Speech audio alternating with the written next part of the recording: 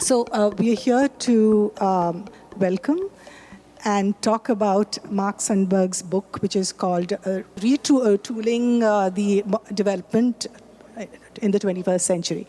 So Mark Sundberg, of course, is Deputy Vice President and Chief Economist at MCC, and it's a privilege to have you here. And we look forward to the discussion. We also have Ramesh Subramaniam and DGID Manny. So I'll hand the mic over to Manny to do the needful. Welcome everybody, and especially Mark, and introduce him a little bit. Mark is, as you see in the title, MCC's Chief Economist and Deputy Vice President for Policy and Evaluation. But Mark is someone whom I've known for more years than we will care to reveal. And he's very passionate about these important topics that cut across all of our work. He's in fact so passionate that he's here while he's on leave from the MCC, because as he mentions it, the MCC didn't think it appropriate. He talked about budget support, which they don't do on an official basis. But very pleased to have Mark. Mark has a long and storied career in development, most recently at MCC, but before that for many years at the World Bank. Mark and I served together in the Independent Evaluation Group for some time, but both of us also served for many, many years in the research department and in various operational units at the World Bank. I remember going on mission with Mark to India several times, where he was a country economist. He was also worked on other parts of South Asia, mostly, Vietnam, Laos, Myanmar, as well as Ghana, Russia, and Turkey. And he's lived in Asia for several years. We hijacked him because he was in a conference in Bangkok to say, while you're in the region, why don't you come and talk about something that is of great importance to ADB, which is the ongoing discussion on the role of budget support, which, as you know, the ADB, some parts of the ADB would be really keen to expand. There are also other voices going the other way, but it'll be very interesting to hear Mark's views on that. But to make sure that it is really relevant to ADB's work, we're very pleased to have Ramesh Subramaniam with us. Ramesh is Director General and Chief of the Sectors Group, newly minted Sectors Group at the ADB. And I think Ramesh is in charge of 90% of all ADB staff from that point of view. But we're very pleased to have Ramesh, who also has a long and storied career that you all know about, so I won't introduce him. But his perspectives on this important topic will be really key. So look forward to hearing his remarks at the end. But Mark, without further ado, may I please ask you to come up to the stage? I have to start with the standard caveat that I am not representing the U.S. government nor Millennium Challenge Corporation. As Manny pointed out, there's some controversy over budget support itself in the U.S. government. It doesn't, in general, support that in its own foreign assistance programs. And I can return to that if there are questions about that. But I'll be talking not just about the global commons. I'll be discussing this book, Retooling Development Aid in the 21st Century, the importance of budget support, and going through the main findings, lessons. This was just published by Oxford University Press a few months ago. I'll mention another publication towards the end as well. But the question about what is the inspiration for doing this work on budget support, I think that this is an important aid instrument that is not well understood, it's not terribly well evaluated, but I think it deals with issues that are really vital to aid effectiveness. It's also highly controversial. I suspect controversial in the ADB. It's certainly controversial elsewhere.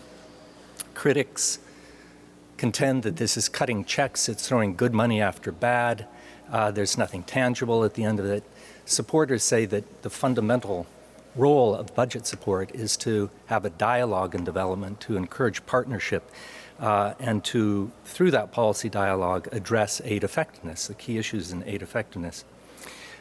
Perhaps it's somewhere in between. But we argue in the book that evidence points to a strong role in supporting country development of budget support and potential for a greater role moving forward, given the challenges we face now. I have to say a word about the book's cover. This is a 14th century painting by Lorenzetti, a pre-Renaissance painting, and it's called The Allegory of Good and Bad Government. And we have good government on the front, and the back is bad government, which I won't show, because we're about good government, of course. Well, I'm going to quickly run through the table of contents, and I'm structuring my comments around that. But we start with exploring the promise and expectations of budget support, largely around the Paris Declaration, 2005. We locate budget support in global development finance context. I'll do that very, very briefly. It examines the evolution of budget support since 2000, both through multilateral and bilateral sources. It reviews evidence on performance, both research and evaluation evidence, and it provides a sober look at experience and attitudes towards the instrument. And finally, proposes some elements of a new approach. You know, at the Asian Evaluation Week, there was a intervention a woman made passionately about how bad PowerPoints are, and how people focus on trying to figure out what's on the chart or all these words, and it's better not to use them at all. So, here we've got it back. But it does help me to keep me on pace, I hope. The purpose and promise. You know, I start here to give a little bit of historical context to budget support as it's evolved. But this is an example of a slide that makes PowerPoints really irritating, because you can't look at all the fine details, and there's more here than I will be able to cover. But in brief, it charts the sort of evolution of budget support, really starting 1947, after the Bretton Woods institutions were set up. The Marshall Plan was a budget support operation for reconstruction of Europe. But fast forward to the late 70s, early 80s, when budget support became an instrument, often called structural adjustment lending or structural adjustment credits, for the next 2 decades. And there's a bit here about the theory, it's a Rorschach test for what you think about development economics and how it has characterized the use of the instrument. But over that period, and particularly after the OPEC oil shock, when budget support came to the fore, the instrument has developed a bad reputation. In the 80s and 90s, that poor reputation was due to what was seen to be very heavy-handed, onerous conditionality on partner countries, poor donor coordination, often pushing in separate directions, tranching, unreliable support, fiscal support, which led to a mismatch between budgetary needs and timing and the actual release of funds to countries. And there was also a lot of criticism from the left, you might say, that this was an instrument promoting market fundamentalism, the Washington Consensus, the need to deregulate, to reduce tariffs, to open up and globalize, etc. And that led to a real pushback against it.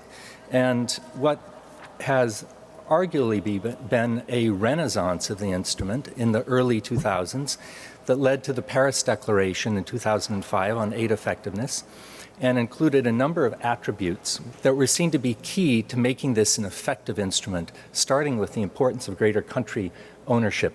And this was seen as a tripartite arrangement where developing partners, as well as bilaterals and multilateral institutions, had to work together to have a dialogue and achieve results. It meant better donor coordination. It meant reducing the compliance costs across instruments, not just budget support, but of course for project support as well. Scaled up funding was promised and expected, and it focused on building and using country systems. But quite a significant shift from earlier thinking that characterized structural adjustment lending. especially on fiscal management and coordinating the finance flows to budgetary needs and greater predictability of resource flows. All of that was quite promising. We do look and provide some context for budget support within a broader landscape of development finance. I won't spend a lot of time on this, but just point to a couple of trends that I think are relevant. Over the last 2 decades, we've seen the contribution of official development assistance decline, and we've seen the importance of private finance increasing. But we've also seen aid become increasingly fragmented across vertical funds, competing claims on ODA resources, and we've seen the emergence of non-DAC donors. China in particular. China now is overtaking in many countries, it's overtaking MDBs as a source of development finance. The financing gap, meanwhile, between developing country needs to meet the SDGs and what aid can provide is widening. There's less and less available to meet the needs. In fact, the most recent estimates suggest that official aid is between 5 and 10% of needs. So it requires thinking about how to leverage the private sector, how to increase the contribution of domestic resource mobilization, the focus of the 2015 Addis Ababa discussions on aid effectiveness, but in particular, mobilizing private finance for development needs. This chart I won't spend a lot of time on, but I want to point out it reflects the trends just mentioned, but it shows the importance of ODA during times of crisis. Aid is it's a counter-cyclical instrument. So times of crisis when it provides financing that's critical in those times, but foreign direct investment or portfolio investment is just the opposite. It's pro-cyclical. It dries up in times of need, of greatest need. And that really accentuates the role of budget support during those periods. This also shows how large remittances have grown.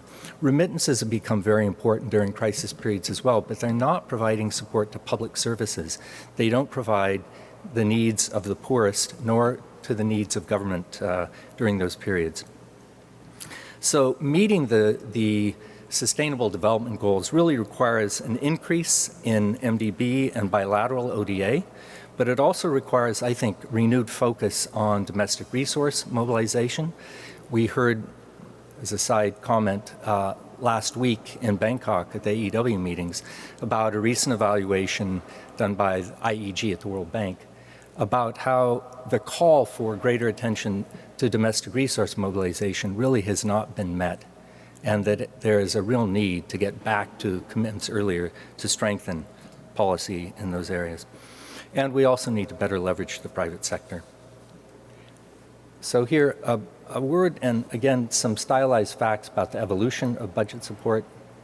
There. Here's another example of why PowerPoints have a bad reputation. Don't pay too much attention. Some quick reference to some averages here. Budget support is averaged around 15% of ODA, but during times of commitment, it moves up to 20 to 25%, sometimes even higher. The World Bank is the largest provider. I think Asian Development Bank may be the second largest multilateral development bank provider. Some DAC countries also provide significant budget support, the EU in particular, but it's much more variable and has gone through, I'll get back to this in a minute. I should also note that budget support is not a monolithic instrument. There are many types. There's quick dispersing crisis budget support, there's programmatic support, there are deferred drawdown insurance options as a flavor, there are policy-based guarantees which aim to leverage private financing. It is a much more, and sector-specific work as well. So it's a much more versatile instrument than just thinking about cutting a check to the Treasury per se. It's useful to keep that in mind. Here, I'd like to note a sort of shifting attitude towards where budget support is appropriately used.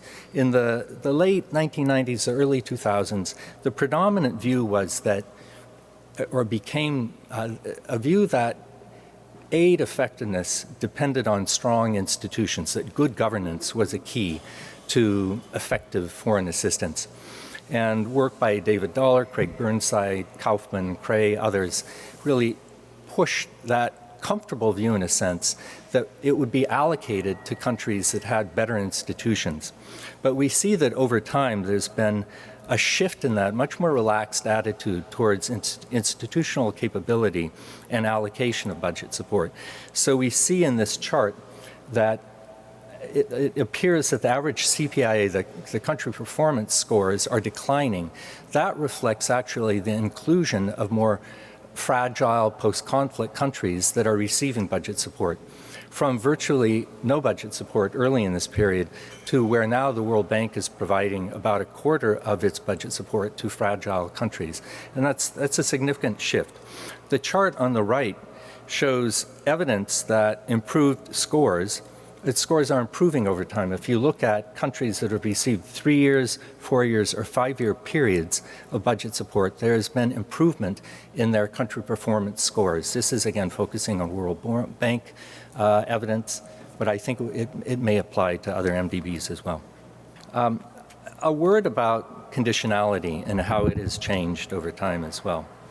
One of the objectives of the Paris Declaration was to reduce onerous conditionality, to focus it more on priorities, and to avoid multiple, too heavy of a burden, put it that way, and overly ambitious expectations. We do see far fewer conditions across MDBs over time, and we see that some, though, are performing well and others are performing less well. But in general, public administration is still large, but its share has been declining. Public expenditure management, civil service reform have declined over time. Domestic revenue administration, with a close look at this, you can see the trends that I'm referring to. Domestic revenue administration, tax policy, and debt management have increased significantly, especially since 2015. Also, sector conditionalities have grown. Unsurprisingly, health-related conditionality with the COVID crisis has grown over time. And finally, we see a stronger trend towards cross-cutting issues, for example, in gender equality or climate adaptation. I think budget support performance is perhaps of great interest and should help to guide the debate about the value of budget support going forward. In the book, we examine performance of budget support at the project level. We look at how it has affected policy changes at the country level and examine the importance of the Paris Declaration policies. So first, this general chart, which shows that overall, budget support has performed as well or better than project support over time, using the independent evaluation findings for the instrument and comparing it to project finance.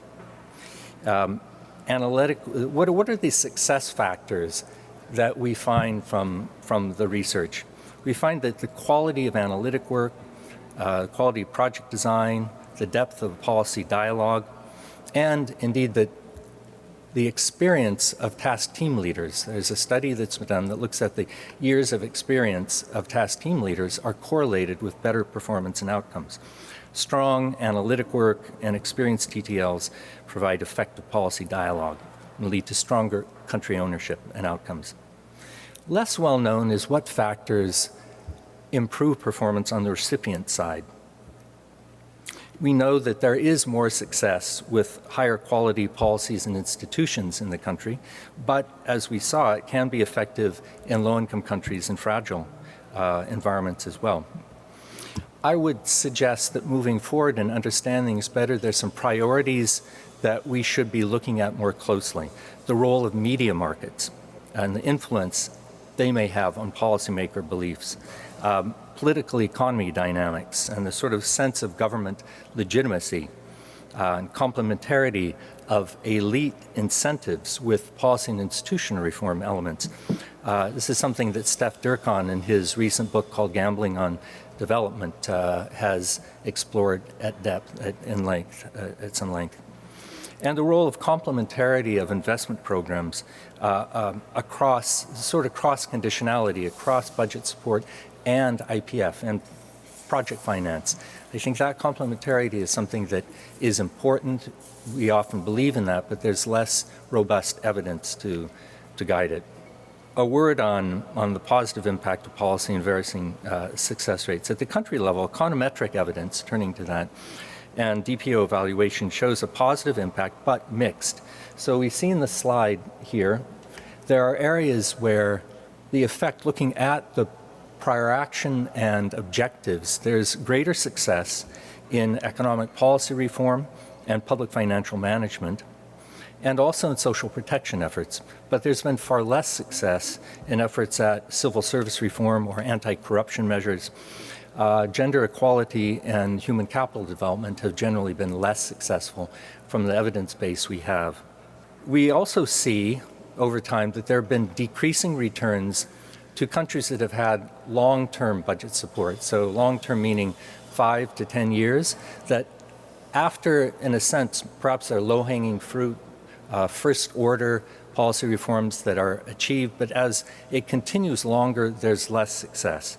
And there is econometric evidence that suggests that from my co-author, Mr. Smets. A brief word on the Paris Declaration objectives and performance there. It is clear that there is much greater predictability, fiscal predictability in budget support now than characterized previous periods. Roughly 87% of total budget support disbursements fit with and are predictable within the budget cycle of countries.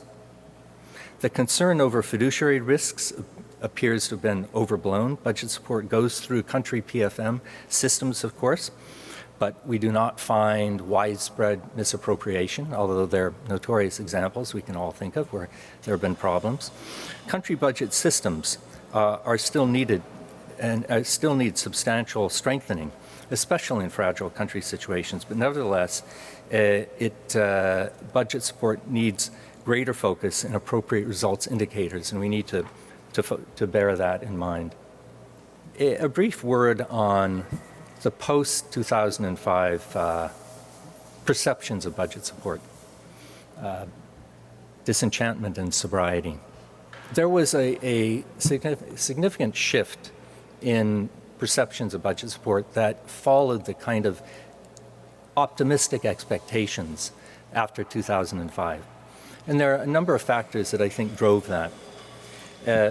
Aid inflows that had been promised, the 2005 Gleneagles Accord, were not delivered. And budget support bore the brunt of that. A number of conservative governments in Europe, but outside of Europe as well, more conservative governments came to the fore in India as well, were far more skeptical about budget support and disinclined towards continuing it. There was a much stronger push towards results-based financing. You may remember the cash on delivery that Nancy Birdsall and others advocated, and it led to the development of results-based finance as instruments in MDBs, Program for Results, as it's called in the World Bank. And that effort to have more targeting and measurability came to the fore. Fiduciary concerns and perceived vulnerability to corruption undermined trust in the instrument as some notorious cases came to light. I could name a few, but maybe they'll come up in Q&A.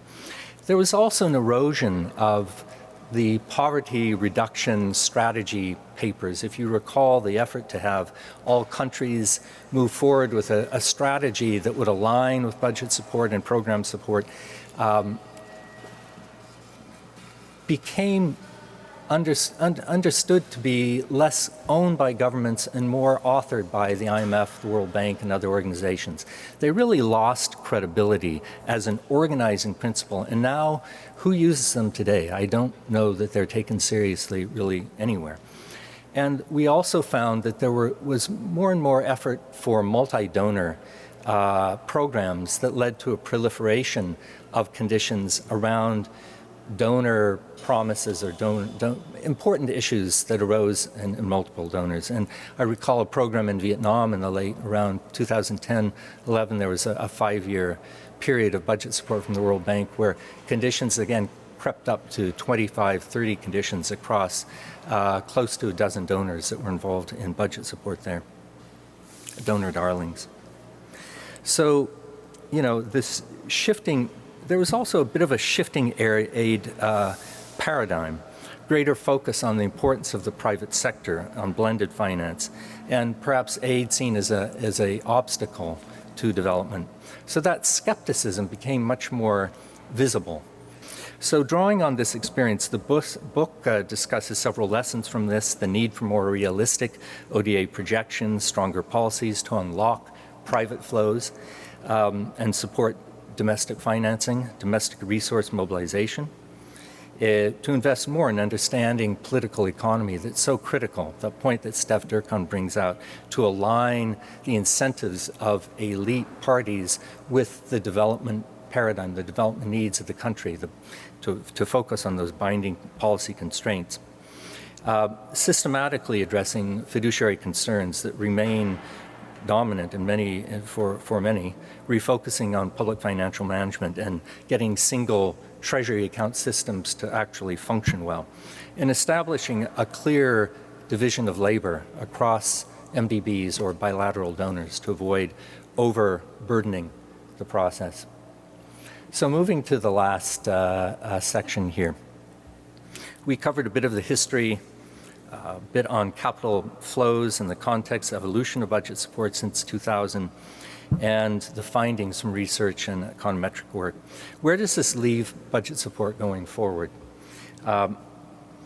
Crises, I think global crises are, if anything, increasing. The financial crises have grown more costly. There's the existential threat of climate change that we're all very aware of. Climate migration, which I think is a really threatening aspect of what will happen with climate change going forward. The global pandemic, accelerating speeds, we are all very familiar with this. And solutions to all of these require fast dispersing resources to meet the challenges of each crisis, shared technologies, and dialogue on policy change, which points to budget support, well-crafted budget support, as a key instrument.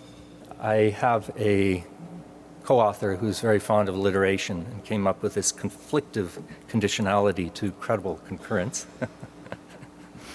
Don't let it get caught in your mouth.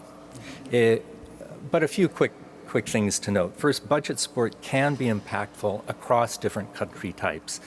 Middle income, lower income, fragile countries, this is, I think, a norm. But we have to recognize that programs at times go off the rails. Many of us, I'm sure, can cite examples where we're ourselves skeptical about what was achieved in that program.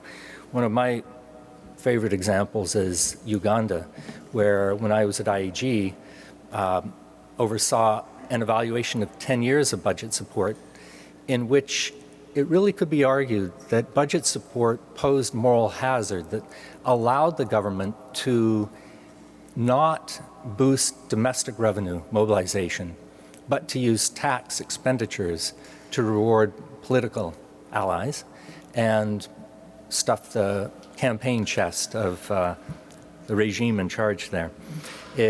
Tax expenditures were estimated at 6% of GDP, which is remarkably similar to the level of budget support sustained over a period of time.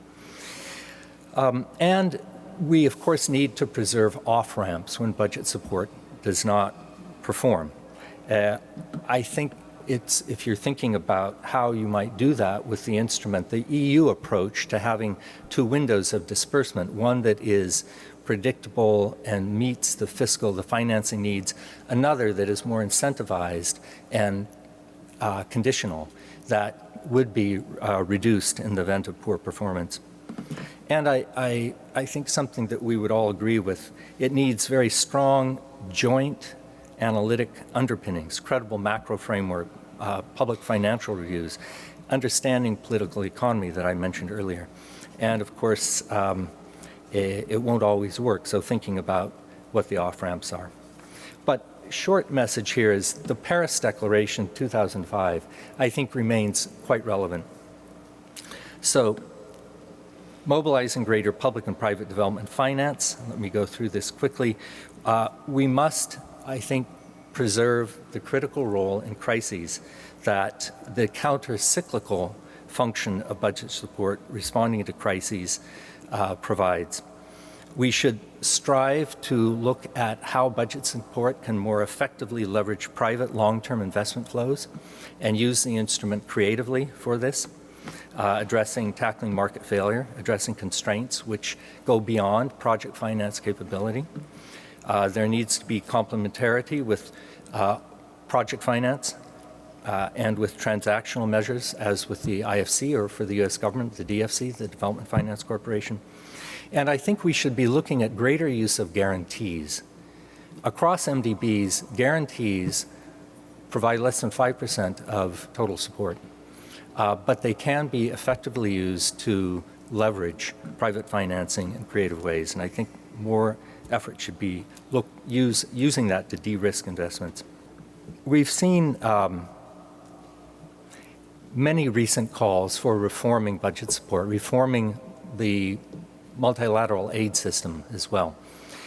Calls that have come from several forces, Kristalina Georgieva, the president of the World Bank, Vanga, Larry Summers, Janet Yellen, the G20 very recently called for reforms to the role of the multilateral development banks. The view that the country-based model is not sufficient and that we have to arise and address global challenges, that resources are grossly inefficient, and a call for better leveraging of MDB capital, something I'm sure that the ADB board is thinking about, and concern over conflict of climate adaptation goals and core development needs. We don't want to rob Peter to pay Paul. That is, to take funds dedicated to country development and poverty reduction and use that for global public goods is problematic. We don't want to do that. So the country-based model remains highly relevant, highly important, both for project finance and budget support, which are complementary, I think mutually reinforcing. But both are needed to ensure the sustainability and resilience of development outcomes, focusing on strengthening public financial management, core public service delivery, supporting subnational government needs increasingly. But the 21st century challenges go beyond the nation state and the cost and the country-based model. Instruments are needed to address global and regional public goods. I think the World Bank, the Asian Development Bank, the MDBs are best placed to advance that agenda. I mentioned the need not to rob Peter and pay Paul. There need to be separate funds allocated to that purpose. Nowhere is dialogue, analytics, and policy change more needed for success than in this area. And I think it's a vital complement, then budget support is a vital complement to project finance. A very brief word here on another publication that is just about to come out, that will be published by the Evaluation Cooperation Group. And this is one that looks at the evaluative evidence on budget support in the Asian Development Bank, the World Bank, the Inter-American Development Bank, the African Development Bank, the Caribbean Development Bank, and the EU. All 6 institutions were brought together a couple of years ago, and finally the volume is synthesizing the lessons from that experience. Much of it confirms the lessons that have emerged from this other publication. Just a few notes about the ADB experience. In the ADB, performance of budget support has really shown marked improvement over the evaluation period that's covered in this report. It's doubled its satisfactory ratings, and that coincides to a movement to using prior actions and reforming the instrument and lowering disbursement risks. It is a very efficient modality during crises, not surprisingly, and most recently during the COVID crisis at a time of pressure to disperse quickly. But it's also seen as having a lack of, or found to have a lack of focus on policy reforms in infrastructure, which is particularly relevant for the ADB, and the causal chain that underpins operations from policy actions to country results have often been difficult to discern, is a finding of the evaluation. Homi Karas, who's at the Brookings Institute in Washington, was a commentator on the ADB chapter, and he found a very positive, he reacted very positively to the shift to fast dispersing aid with low condition or no conditionality. It puts the country in the driver's seat. This was his reaction to it, and it may help fan some of the debate we would have here as well. It puts the country into the driver's seat on the pace of reform. It is to avoid too little aid or too late in a crisis. It requires strong macro assessment, and he remarked that there should be closer engagement with or collaboration with the ADB. I'm sorry, the ADB and the IMF or the World Bank in providing that sort of support. And that the ADB during COVID had one of the best disbursement records of all the MDBs, and it shows this tilt towards a focus on financing and away from reform, compelling conditionality is a good trend. So let me stop there, just to end with that. Thank you very much. Thank you so much, Mark, for those insights. Since we are at 11:40, I want to have ample room for discussion. So I just wanted to capture a couple of points. In fact, I should have just accepted to do introductory remarks, Manny. This was a pretty comprehensive presentation. Lots of alignment in terms of what you presented with our experience, going back to, you can splice it in terms of the pre-2005 experience at ADB, from about late 1980s when budget support instrument came into being in ADB up to 2005. So that is the Paris shift. And then the post-2005 in terms of the changes that have been made. Lots of touch points in terms of there are budget support obviously comes with a lot of responsibility. I would say probably a lot more responsibility than investment support. In a way, there are many colleagues here, as well as I'm sure those are connected online. We are always on tenterhooks in a way when you take a budget support proposal, because there is that added sense of responsibility. Not that we have less responsibility on investments, but budget support, because of that extra mile that you need to go. The point that you made, or your co-author made, on credible concurrence, that is a continuous journey, because it's an instrument that needs to be handled with a lot of responsibility. How do you boost credibility, not just in the institutions such as ADB, but also in the governments and the broader civil society in terms of value for money, so to say, if you're looking at broader impact.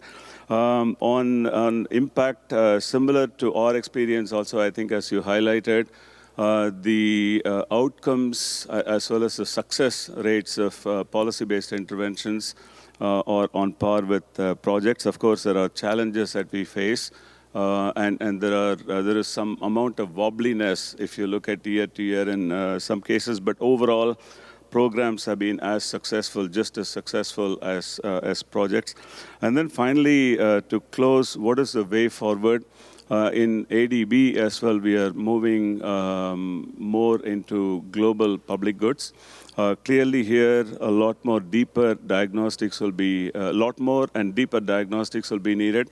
The point that you noted that we could focus more on policy reforms in infrastructure space, that is something we are looking at as well. But at the same time, we also need to adopt a far more programmatic type of approach. Combining a blend of instruments. So you've got PBL, you've got investments, and results-based loans also have a strong role to play.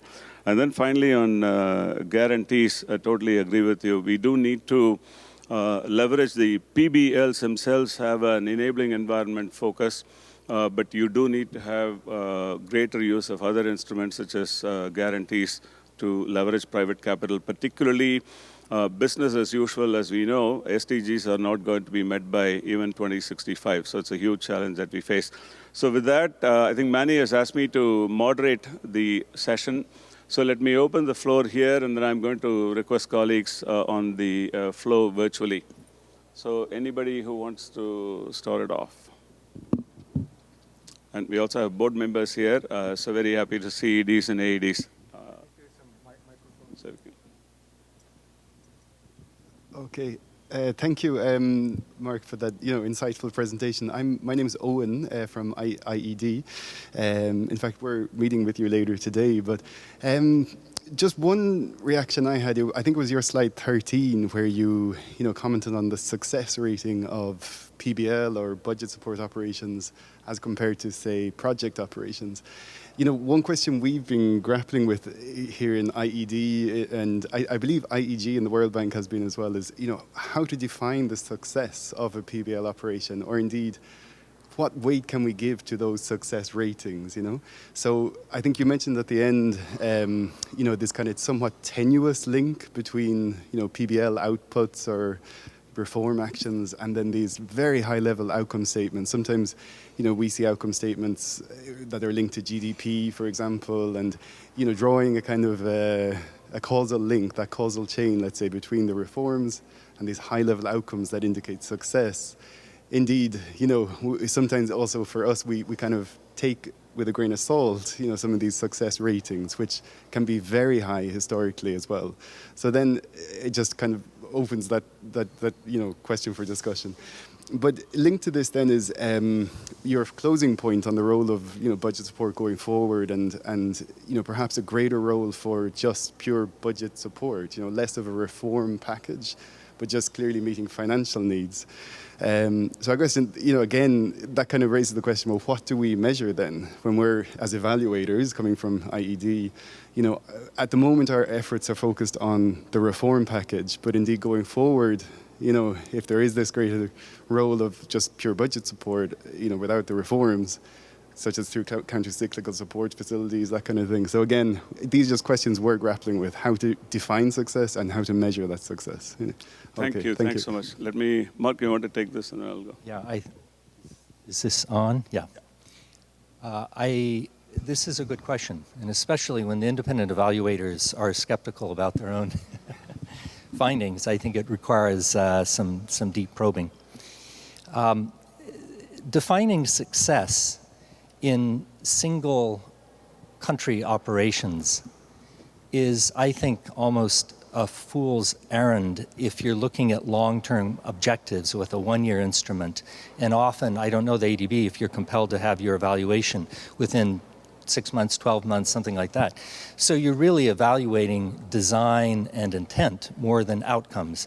And I think that is just very difficult to do. Where it is more reasonable and manageable and I think credible is if you're looking at over a longer period of time.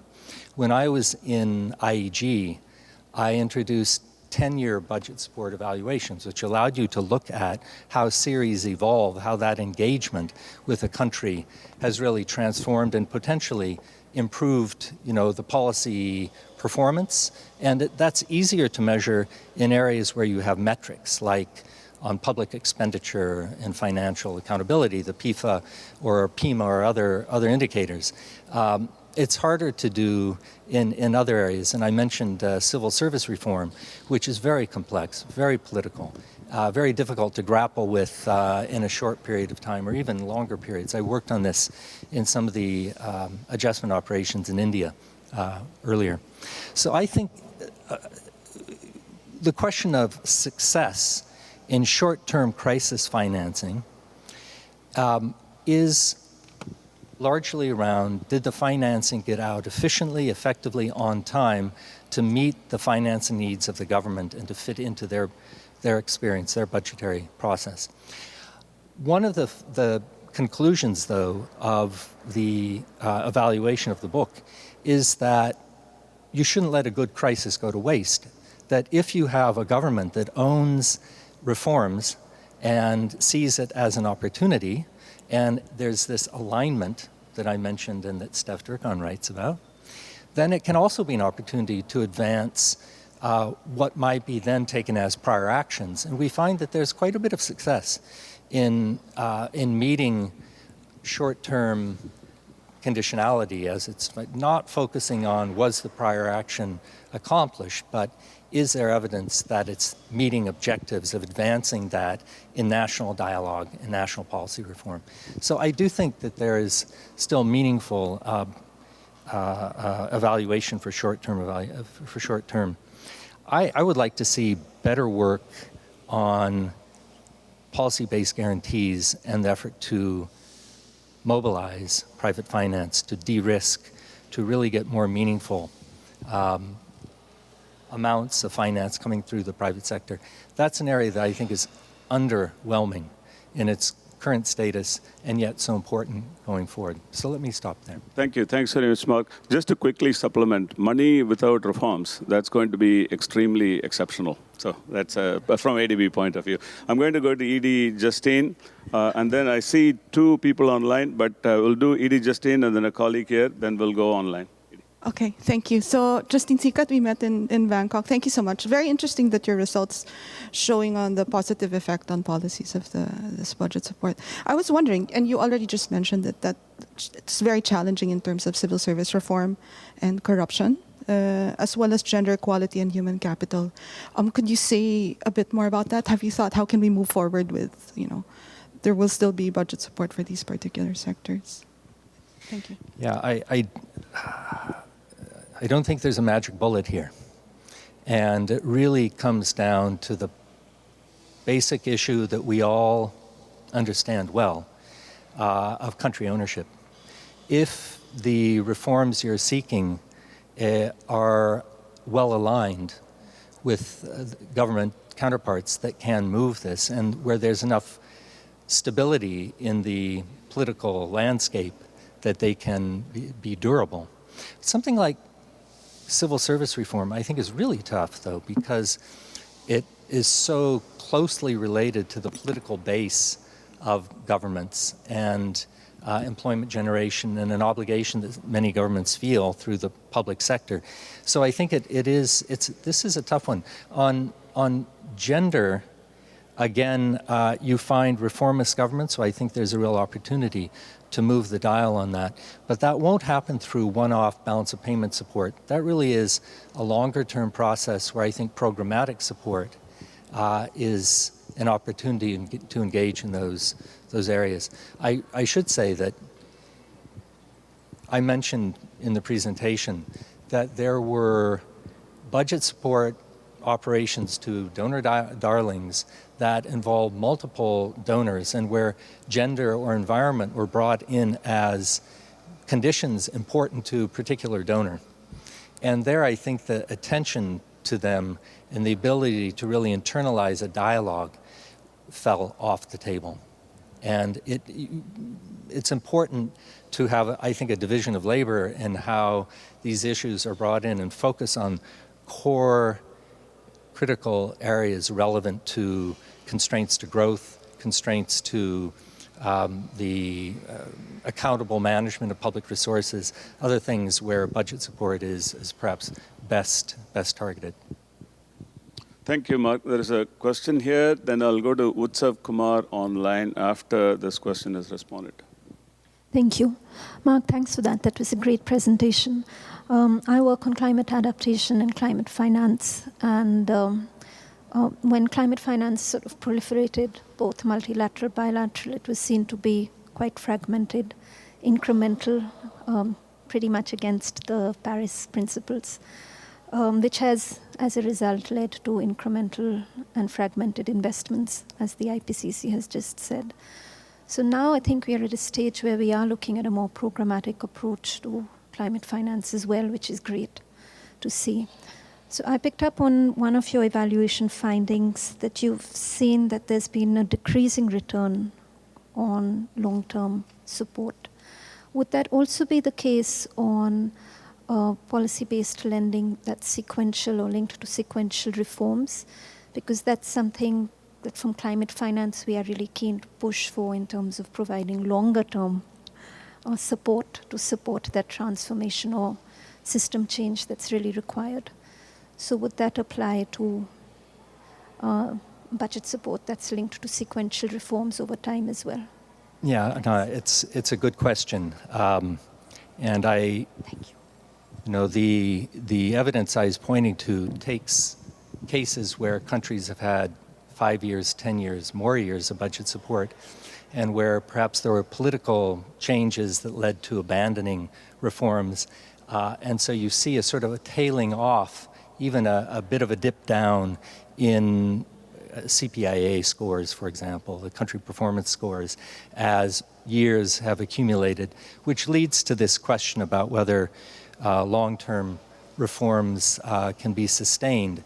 I would not be too concerned about that, but I would, a point that I made earlier, talk about the importance of having a strong, analytically founded discussion and debate about climate change priorities, and to have financing that comes from a pool other than, not competing with, resources that would go to core infrastructure, to social safety nets, to other areas. When you have a trade-off there, I think it's much more difficult to get buy-in, whereas if it's an independent financing source, this long-term dialogue is quite key. Something that I will say a word about MCC, where we are really trying to bring climate into the picture in a much more substantial and analytic way. So looking at 20, 30-year periods, and we use cost-benefit analysis when we look at binding constraints to growth. You cannot look at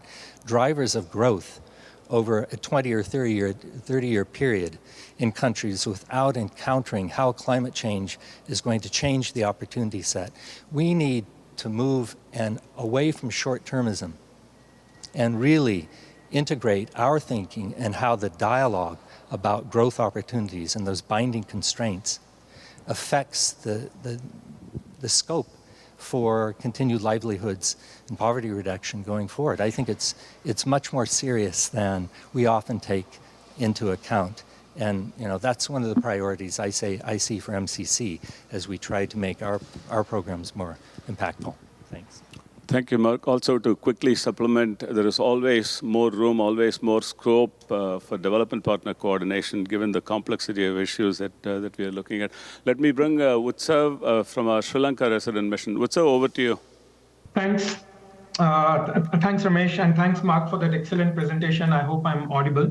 My two questions are from a very Sri Lanka perspective, and maybe a little bit deviation from the topic at hand, but I think not very far away in terms of what is the role of multilaterals in budget support. And I just maybe extend that or stretch that a little bit to the role of multilaterals in budget support in countries with debt distress. Mark, if I heard you correctly, you mentioned timely budget support. And second, you mentioned policy-based guarantees. So maybe I'm sort of wading into the territory of international financial architecture, but so two questions that come to my mind is on the timely support. We've seen cases around the world, Sri Lanka being one, Zambia being the other, where countries have had to wait for long periods of time for IFI support to come in, whether it's IMF or whether it's ADB or the World Bank, just because the debt restructuring negotiations were convoluted and took long time. So how do we sort of ensure the timely support? And as a result of these prolonged negotiations around debt restructuring, for example, as we see from the case of Zambia, what happened was the country turned to domestic sourcing, and that in itself created its own set of problems for its debt restructurings. Sri Lanka now is moving along nicely, but it did have to wait for a long period of time, during which the people of the country suffered immensely. And it sort of is leaving deep scars from this crisis. So that's my first question. Second, related, you mentioned policy-based guarantees. Yes, that does allow to leverage private sector financing, but then again, sort of wading into the question of international financial architecture, what does it mean in situations of default where there is a policy-based guarantee for the preferred creditor status of the multilaterals, given that now there is a policy-based guarantee, and how does that get treated? So I'll pause here. Maybe it's tangential, but Any thoughts on that from you? Thank you. Thanks, Ramesh. Two good and complicated questions.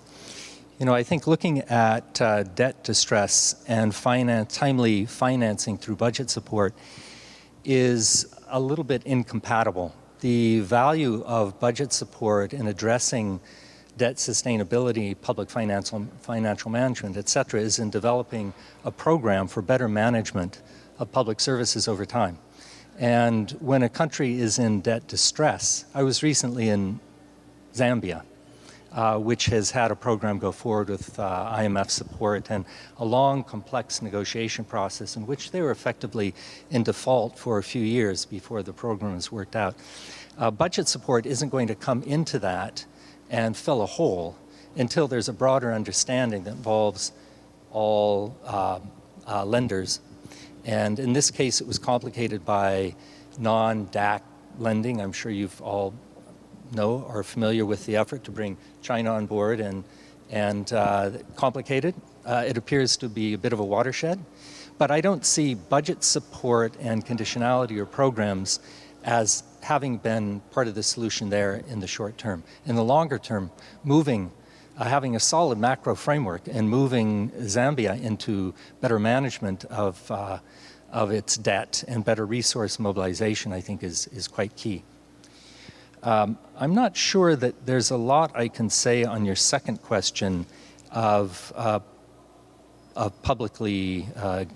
guarantees. They, I think, are an instrument that can help mobilize finance, but in the case of a crisis and sort of tranching of repayment, they would clearly, the initial priorities go to development agencies. If there is a policy-based guarantee through a development agency, that would take precedent typically over other private sector claims. But I'm not sure I've fully grasped what you're getting at here and how to structure this in a way that might make those guarantees more effective. I'll have to give some more thought to that. Thanks. All right, thank you so much, Mark. We are already at the top of the hour. In the interest of time, I'll bring this to a close. I understand there are still a few questions, but Saleha has promised that we will share those with Mark, and we are going to seek your indulgence to get back. The book is available online. I checked, in fact, yesterday, anticipating this seminar. Presentations will be shared with all of you. And wanted to thank Mark, greatly appreciate you coming here despite being on leave and then coming and talking to us. And thanks to IED colleagues. This is coming in at the best possible time. We are just 2.5 months into the new operating model. Lots of questions are being asked. So clearly, this is very, very timely. And also thanks to Homi Karas for his positive findings on ADB. So thank you all so much. Thanks the 100 people who are connected online, as well as colleagues here. Greatly appreciate. Have a good day.